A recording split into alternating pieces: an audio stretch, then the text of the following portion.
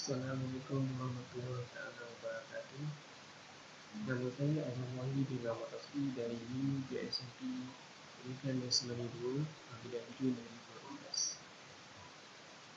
Saya bersama Haris Hakimi telah mencipta satu bahan bantu belajar iaitu Multifunctional Board. Semasa kami mencipta bahan bantu mengajar ini, terdapat beberapa hubung kait yang disertakan di dalam BBM ini yang mempunyai kaitannya dengan khusus psikologi dan sosiologi dalam sukan. Pertama sekali, BBM yang dibina ini adalah berpandukan teori behaviorisme, iaitu teori peniruan, kerana manusia akan dipengaruhi oleh tingkah laku manusia serta dipengaruhi oleh faktor rangsangan persekitaran. Dalam konteks BBM ini, guru boleh menggunakan paparan yang menarik seperti gambar dan apa-apa jenis perlakuan yang menunjukkan apa yang ingin guru lakukan selepas itu. Dalam contoh yang saya boleh berikan, guru boleh memaparkan gambar perlakuan membuat bandingan. Jadi, murid inklusif yang melihat gambar ini akan cuba mencontohi perbuatan dan tingkah laku dalam gambar tersebut. Seterusnya, terdapat unsur motivasi dalam sukan yang ada dalam BBM ini, kerana motivasi merupakan sumber atau alat yang menggalakkan seseorang untuk mencapai matlamat tersebut. Melalui penggunaan BBM ini, guru boleh menunjukkan atau memaparkan objektif pembelajaran yang ingin dicapai di akhir pembelajaran, supaya murid yang sedang terlibat dalam PDPC ini akan tahu matlamat yang ingin dicapai oleh guru, dan perkara ini akan memberi semangat kepada mereka untuk mencapai matlamat tersebut. Sebagai contoh, di akhir pembelajaran, guru boleh meletakkan bahawa murid dapat melakukan 3 daripada 5 cubaan membalik dengan betul. Jadi, murid-murid inklusif ini akan faham dan tahu apa yang guru ingin capai di akhir pembelajaran, dan mereka perlu berusaha untuk mencapai matlamat dan objektif tersebut. Okey, sambungannya, terdapat komponen motivasi ekstrinsik yang terdapat dalam BBM ini. Ekstrinsik maksudnya terdapat elemen motivasi luar dan bukannya daripada faktor dalaman murid. Maksudnya BBM ini dapat merangsang murid untuk berusaha dan mencapai apa yang ingin dia capai. Selain itu, BBM ini juga boleh diaplikasikan dalam teori-teori motivasi pencapaian dalam latihan dan pertandingan. Saya akan menunjukkan contoh pengaplikasikan teori motivasi pencapaian dalam latihan sewaktu PDPC pendidikan jasmani ini berlangsung terhadap murid inklusif ini. Okey, yang pertama, guru perlu merancang aktiviti dengan mempelbagaikan aktiviti yang dilaksanakan supaya murid inklusif ini tidak berasa jenuh dan bosan.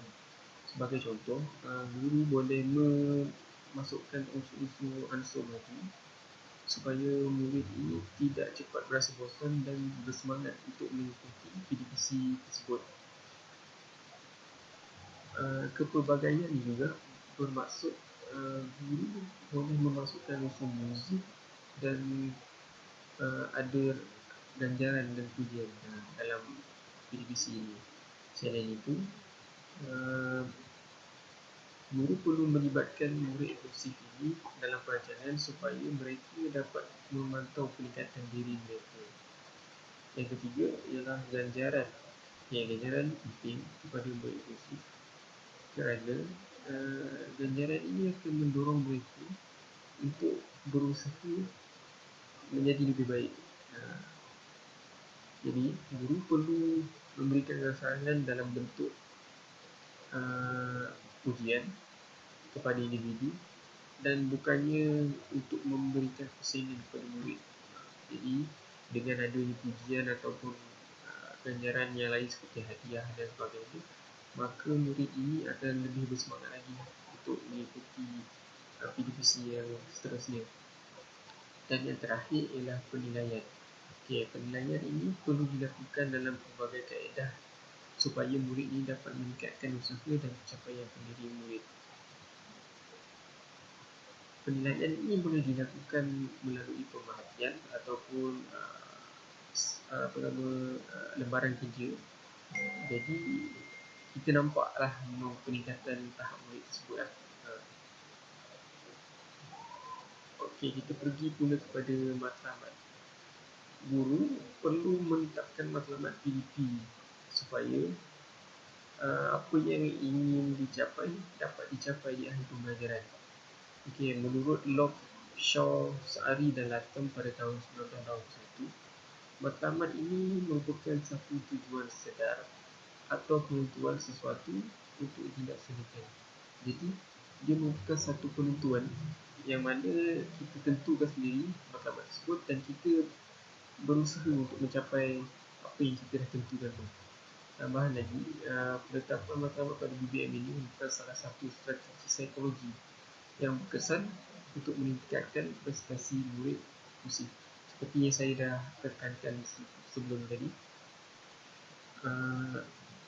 BBM ini merupakan rangsangan supaya mereka lebih berusaha untuk meningkatkan prestasi.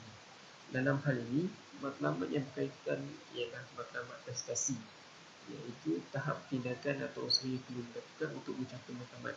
Okey, dalam hal ini, guru boleh menggunakan BBM untuk menerangkan tindakan yang telah saya jelaskan tadi ataupun latihan yang akan dilaksanakan atau diberikan kepada murid inklusif supaya mereka dapat mencapai matlamat prestasi yang telah ditetapkan.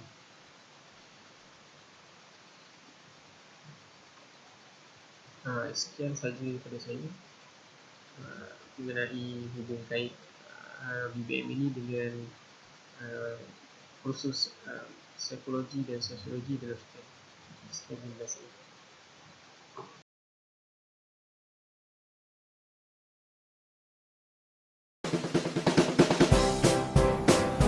Assalamualaikum warahmatullahi wabarakatuh. Dan ini adalah multi-functional.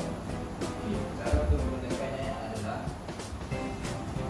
pertama kita perlukan whiteboard marker dan setelah realisasi pilihan kita akan menulis lanjut tentang Malaysia. Kita akan lekatkan maklumat yang disampaikan kepada